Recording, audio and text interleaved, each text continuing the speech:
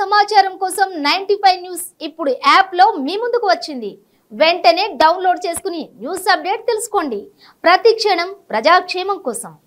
95 news ప్రతి క్షణం ప్రజాక్షేమం కోసం. నేను మీ మాధురి. ఈ రోజు మనం గాంధీ భవన్ లో ఉన్నాము. మనతో పాటు ఉన్నారు వర్ధన్నపేట కాంగ్రెస్ అభ్యర్థుడు నాగరాజ్ గారు. మనం ఒకసారి వారితో మాట్లాడదాం. నమస్తే సార్.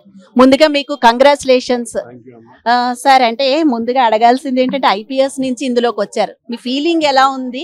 ఇందులో ఎలా నిలదొక్కుకోగలను అనుకుంటున్నారు? ఎందుకంటే రెండు వృత్తిపరంగా చాలా తేడా ఉంది. అసలు మీరు ఎలా చెప్పండి సార్, దాని గురించి చెప్పండి. మీ ఫీలింగ్. నమస్తే. 95 న్యూస్ వీక్షకులకు నా యొక్క హృదయపూర్వక నమస్కారాలు. మీరు అడిగిన క్వశ్చన్ చాలా బాగుందమ్మా. అంతకుముందు కాకిలో ఉంటుంది, ఇప్పుడు ఖద్దర్కి వచ్చాను. తప్పనిసరిగా కాకిలో ఉన్న సేవకు ఖద్దర్లో ఉన్న సేవకు చాలా తేడా ఉంటుంది. కాకిలో ఉన్న సేవ చాలా లిమిటెడ్గా ఉంటుంది. అంటే 100 మీటర్స్కును 4000 రన్ చేసే 3000 కిలోమీటర్ రన్ చేసే ఎవరైతే మారథాన్ రన్ అంటారో దానికి దీనికి చాలా తేడా ఉంటుంది. 100 మీటర్స్ రన్ అనేది ఎప్పటికీ గుర్తుంటుంది. 100 మీటర్ రన్ చేసేది పోలీస్ వాళ్ళు. అది కొంతకాలమే ఉంటుంది. అక్కడ ఉన్న ఎక్కడైతే పని చేస్తామో అది కొన్ని రోజుల వరకే గుర్తుంటుంది. బట్ ఏదైనా కూడా గుర్తుండేది మనం లాంగ్ రన్లో చేసినది. ఎప్పుడు కూడా సేవలు అనేది ఈ యొక్క మనకు ప్రజా క్షేత్రంలో కానీ మనం కరెక్ట్గా పనిచేస్తే ప్రజలు ఎప్పుడు ఎల్లవేళలో గుర్తుపెట్టుకుంటారు.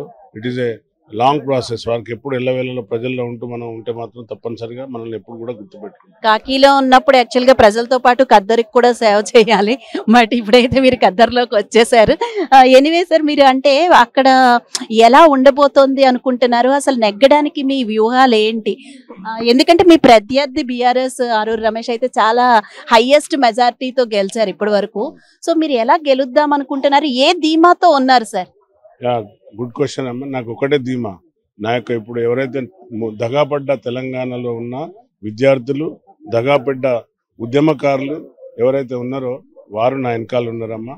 ఎవరైతే ఈ యొక్క తమ ప్రాణాలను తృణప్రాయంగా పెట్టి వాళ్ళు తెలంగాణ కోసం అర్పించారో వారి యొక్క తల్లిదండ్రులు, వాళ్ళ యొక్క కుటుంబాలు నా వెనకాల ఉన్నది.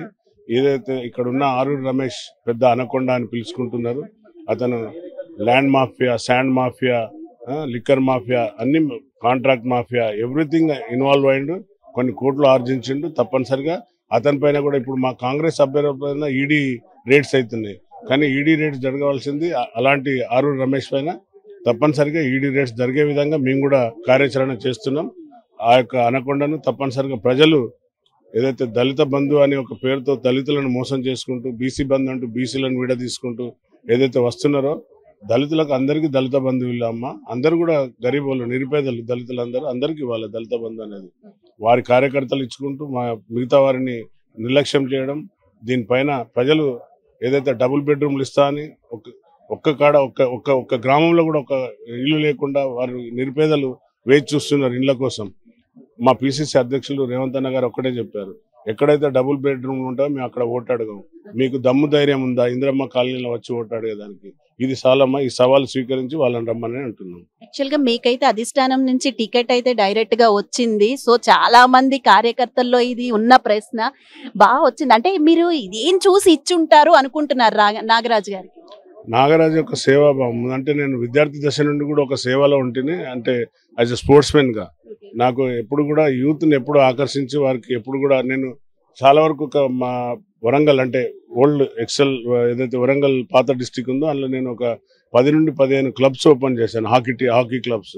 పిల్లలకి ఎప్పుడు కూడా నేను వారికి కావాల్సిన సామాగ్రి, అలాగే ఎవరైతే నేషనల్స్ కానీ ఇంకెక్కడైనా ఎనీ అథ్లెటిక్ అండ్ స్పోర్ట్స్లో వారు ఎక్కడిపోయినా కూడా వాళ్ళకి ట్రాక్స్ అంటే సదుపాయాలు కల్పించడం. తర్వాత అలాగే విద్యార్థులు ఎవరైనా బాధావస్థలు ఉంటే మా కేఆర్ ఫౌండేషన్ నుండి వారికి సాయం చేయడం. ఇట్లా వివిధ కార్యక్రమాలు ఉండట్లో నేను ఉద్యోగరీతిలో ఉన్నా కూడా ఉద్యోగరీతి సాయం దట్ ఈస్ డిఫరెంట్. బట్ ఇట్లా ఉండుట్లా ప్రజలు నన్ను ఆ యొక్క నియోజకవర్గంలో నేను పుట్టి పెరిగాను కాబట్టి, నేను అక్కడనే ఉద్యోగం చేసిన కాబట్టి ప్రతి ఒక్కరూ నాగరాజు అనే వ్యక్తి వస్తే మాకు న్యాయం జరుగుతుంది. కార్యకర్తలు ఎవరైతే ఇన్ని రోజులు వారిని బెదిరించి పోలీస్ కేసులు పెట్టించి మా అక్కడ ఉన్న రైతులను ఇబ్బంది పెట్టి వారిని కొట్టించి కేసులు పెట్టించి ల్యాండ్ పుల్లింగ్ లో 100 ఎకరాల పేరు చెప్పి ఇతను కూడా చాలా మంది భూములు కబ్జా చేసిండు. వాటిపైన తప్పనిసరిగా ఛార్జ్ షీట్ చేస్తాం.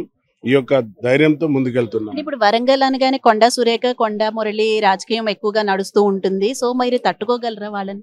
కొండా సురేఖ, కొండా మురళి గారు దే ఆర్ గుడ్ అమ్మ. మాతో అట్లా ఏం లేదు. వారితో నేను ఉద్యోగంలో ఉన్నప్పుడు కూడా బాగున్నాను, ఇప్పుడు కూడా వారు మాతో వారి క్యాడర్ కూడా నాకు అందరూ సపోర్ట్ చేస్తున్నారు. అట్లా ఏం లేదు, వారితో తట్టుకుని నాకు కాంపిటీటర్ కాదు వారు కాంగ్రెస్లో ఉన్నారు కాబట్టి కాంపిటీటర్ కారు. మేడం సురేఖ గారు అలాగే మురళి గారు కూడా వాళ్ళ సహకారం మీకు 100% ఉంటుందమ్మ. వారు సహకరిస్తున్నారు, అందరు కూడా నాకు సహాయ సహకారాలు ఇస్తున్నారు. ప్రజలు ఎక్కడ పోయినా కూడా అక్కసున చేర్చుకుంటున్నారు.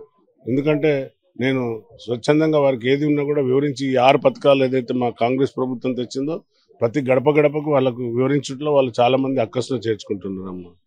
Thank you so much. Thank you.